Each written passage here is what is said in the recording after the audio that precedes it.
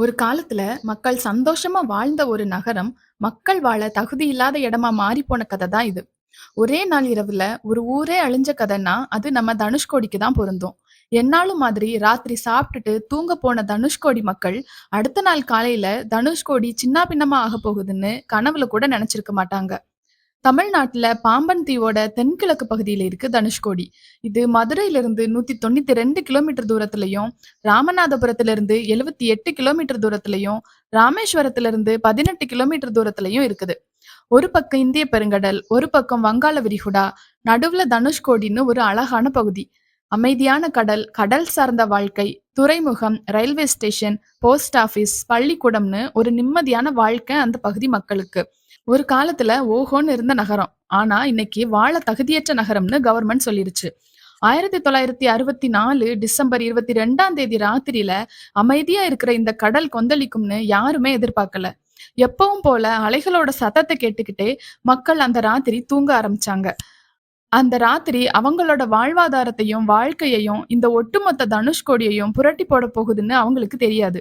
December 19 தெற்கு அந்தமான் கடல்ல குறைந்த காற்றழுத்த தாழ்வு மண்டலம் உருவாகுது. அதுவே டிசம்பர் 21க்கு அப்புறம் புயலா மாறி மேற்கு நோக்கி 400ல இருந்து 500 கிலோமீட்டர் வேகத்துல நகர ஆரம்பிக்குது. அதுவரை மக்கள் நினைச்சு கூட பார்க்க முடியாத அளவுக்கு மழை டிசம்பர் 22ஆம் தேதி தனுஷ்கோடியில இருந்ததா அங்கிருந்த மக்கள் சொல்றாங்க. தனுஷ்கோடிய புயல் தாக்குனப்ப 250 கிலோமீட்டர் வேகத்துல தாக்கியிருக்கு. வீட்டுக்குள்ள இருந்த மக்களுக்கு என்ன நடக்குதுன்னே தெரியல. தனுஷ்கோடியே அன்னைக்கு பயத்துல நடுங்கிக்கிட்டு இருந்தது. ராத்திரி 12 மணிய தாண்டினதுக்கு அப்புறம் புயலோட கோர தாண்டவத்துல வங்கக்கடல் பொங்கி தனுஷ்கோடி ஊருக்குள்ள தண்ணி வர ஆரம்பிச்சுது. ஊருக்குள்ள புகுந்த தண்ணியால நிறைய வீடுகள் தரைமட்டமா ஆயிருச்சு. 23 அடி உயர அலைகள் ஊருக்குள்ள புகுந்ததா சொல்லப்படுது. மக்களோட அலறல் சத்தம் தனுஷ்கோடி முழுக்க கேட்க ஆரம்பிச்சது. எங்க பார்த்தாலும் இருட்டும், மழையும், கடல் நீருமா காட்சியளிக்குது. இந்த தனுஷ்கோடி ரயில்வே ஸ்டேஷன்ல பரிசோதனை நடக்கிற இடத்துல இருந்த 1000 பேர்ல கிட்டத்தட்ட 500 பேர் இறந்துட்டாங்க.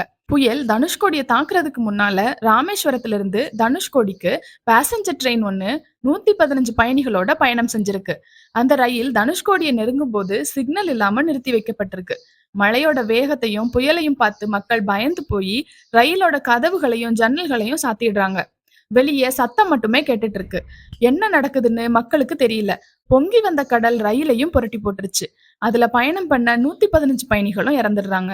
ஒரே நாள் இரவுல தனுஷ்கோடியில இருந்த மிகப்பெரிய கட்டடங்கள், வீடுகள், தபால் நிலையம், வணிக கட்டடம், பொழுதுபோக்கு அரங்கம்னு எல்லாமே கடலுக்குள்ள மூழ்கி போயிருச்சு.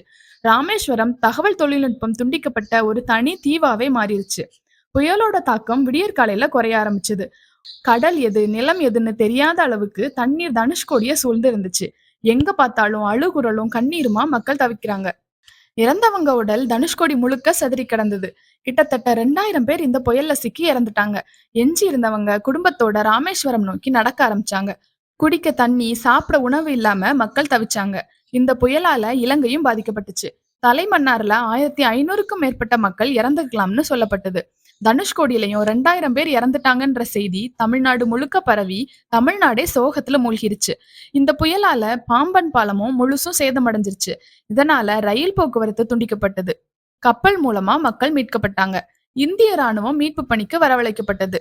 தனுஷ்கோடிய மக்கள் வாழ தகுதியற்ற இடமா கவர்மெண்ட் அறிவிச்சது.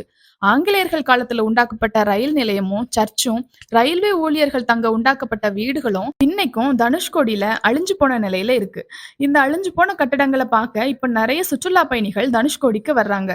என்னதான் தனுஷ்கோடி இப்போ சுற்றுலாத்தனமா இருந்தாலும் அன்னைக்கு நடந்த அழிவு இன்னும் மக்கள் மனசுல ஆறாத வடுவா தான் இருக்கு. வாழ்க்கை ஒரே நொடியில எப்படி வேணாலும் மாறிடும்ங்கிறதுக்கு தனுஷ்கோடி தான் சாட்சி.